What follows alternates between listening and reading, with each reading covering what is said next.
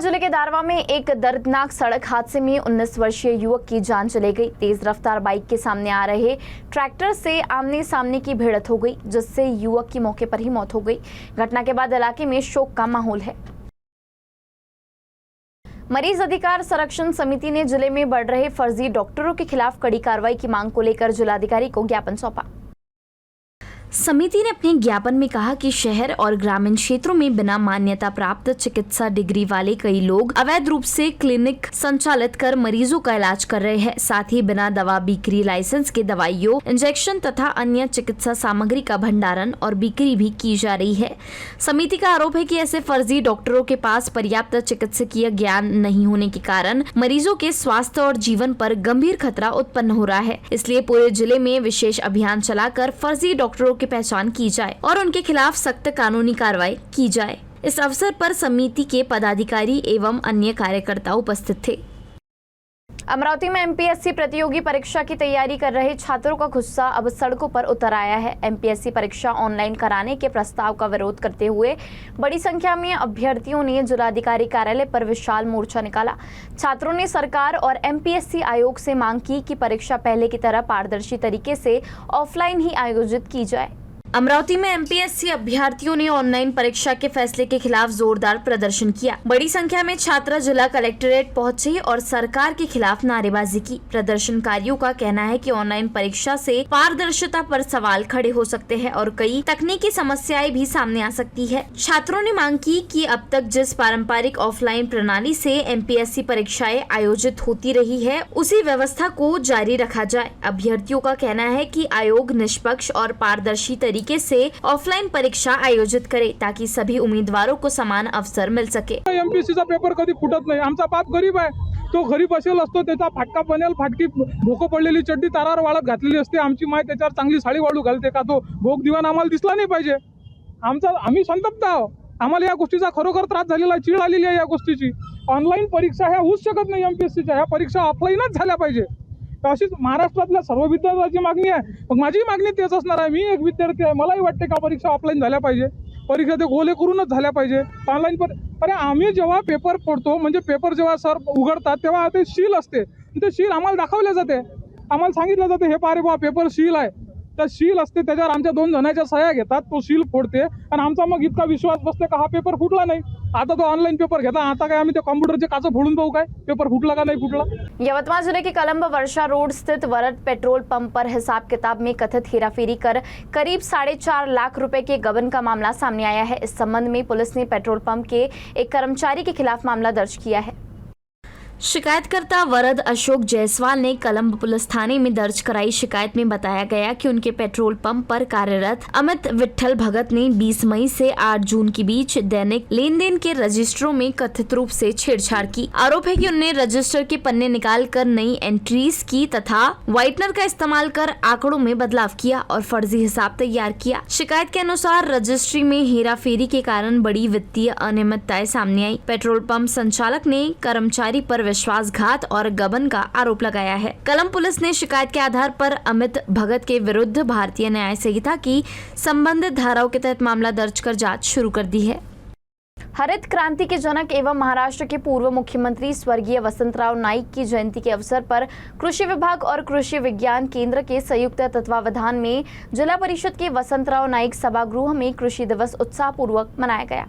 इस अवसर पर जिलाधिकारी विकास मीना ने कहा कि वसंतराव नाईक के दूरदर्शी नेतृत्व और कृषि विकास में उनके महत्वपूर्ण योगदान के कारण आज महाराष्ट्र और देश कृषि क्षेत्र में आत्मनिर्भर बने हैं। उन्होंने किसानों से आधुनिक तकनीक अपनाने, सिंचाई प्रबंधन पर ध्यान देने तथा महाविस्तार ऐप सहित विभिन्न माध्यमों से कृषि संबंधित जानकारी प्राप्त कर खेती को अधिक लाभकारी बनाने का आह्वान किया।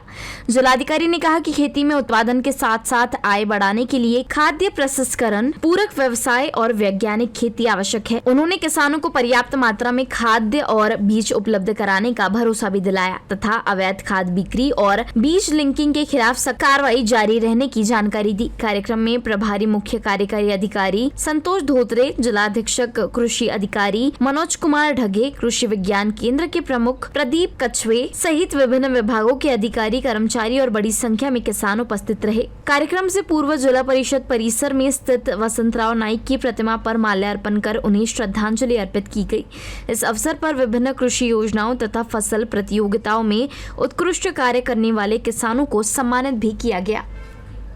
यवतमाल जिले के मांजरा जिला परिषद विद्यालय में नए शैक्षणिक सत्र के पहले दिन विद्यालय प्रवेश उत्सव और स्कूल पूर्व तैयारी मेले का आयोजन बड़े उत्साह के साथ किया गया। इस कार्यक्रम में विद्यालय प्रबंधन समिति, अभिभावकों और गांव के लोगों ने मिलकर भाग लिया। कार्यक्रम से पहले गांव के युवाओं ने विद्यालय को सुंदर तरीके से सजाया और विद्यार्थियों ने रंगोली बनाई। कक्षा पहली में प्रवेश लेने वाले नए विद्यार्थियों का पुष्पगुच्छ देकर स्वागत किया गया। उनके पैरों के निशान कागज पर लेकर उनके माता पिता को स्मृति के रूप में दिए गए। इसके बाद नए विद्यार्थियों को सजाई गई बैलगाड़ियों में बैठाकर पूरे गांव में प्रभात फेरी निकाली गई। इस फेरी में विद्यालय प्रबंधन समिति के सदस्य, अभिभावक और बड़ी संख्या में ग्रामीण शामिल हुए। प्रभात फेरी के बाद सभी विद्यार्थियों को पाठ्य पुस्तकों और स्कूल गणवेश वितरित किए गए। कक्षा पहली के विद्यार्थियों के लिए स्कूल पूर्व तैयारी मेला भी आयोजित किया गया। इस मेले के स्टॉल गांव के महिला बचत समूह ने लगाए। कार्यक्रम को सफल बनाने में विद्यालय प्रबंधन समिति, शिक्षकों, रसोइयों, आंगनवाड़ी सेविका, आंगनवाड़ी सहायिका, आशा कार्यकर्ता और सभी ग्रामवासियों का महत्वपूर्ण सहयोग रहा।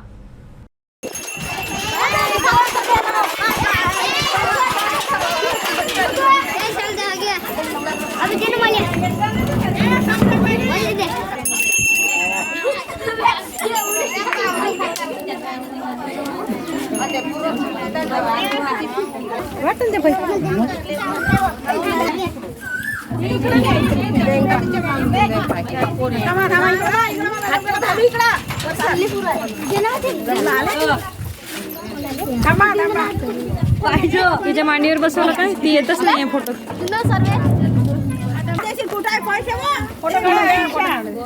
हरित क्रांति के जनक एवं महाराष्ट्र के पूर्व मुख्यमंत्री स्वर्गीय वसंतराव नाइक की 133वीं जयंती सावली सदोबा में श्रद्धा और उत्साह के साथ मनाई गई। इस अवसर पर क्षेत्र के गणमान्य नागरिकों ने स्वर्गीय वसंतराव नाइक के चित्र पर पुष्पहार अर्पित कर उन्हें भावभीनी श्रद्धांजलि दी। उपस्थित वक्ताओं ने उनके कृषि एवं ग्रामीण विकास में दिए गए महत्वपूर्ण योगदान को याद करते हुए उनके आदर्शों पर चलने का आह्वान किया। कार्यक्रम में सावली संदोबा क्षेत्र के अनेक गणमान्य नागरिक, सामाजिक कार्यकर्ता तथा बड़ी संख्या में ग्रामीण उपस्थित रहे। सभी ने वसंतराव नाइक के कार्यों को याद करते हुए उन्हें विनम्र आदरांजलि अर्पित की। Rotary club of Yavatmal mid town ने अपने मिशन एजुकेशन अभियान के तहत जरूरतमंद एवं वंचित छात्रों को 80 निःशुल्क साइकिलें का वितरण किया। इस पहल का उद्देश्य ग्रामीण और दूरदराज के क्षेत्रों से विद्यालय आने वाले छात्राओं को शिक्षा के लिए सुरक्षित और सुविधाजनक आवागमन उपलब्ध कराना है।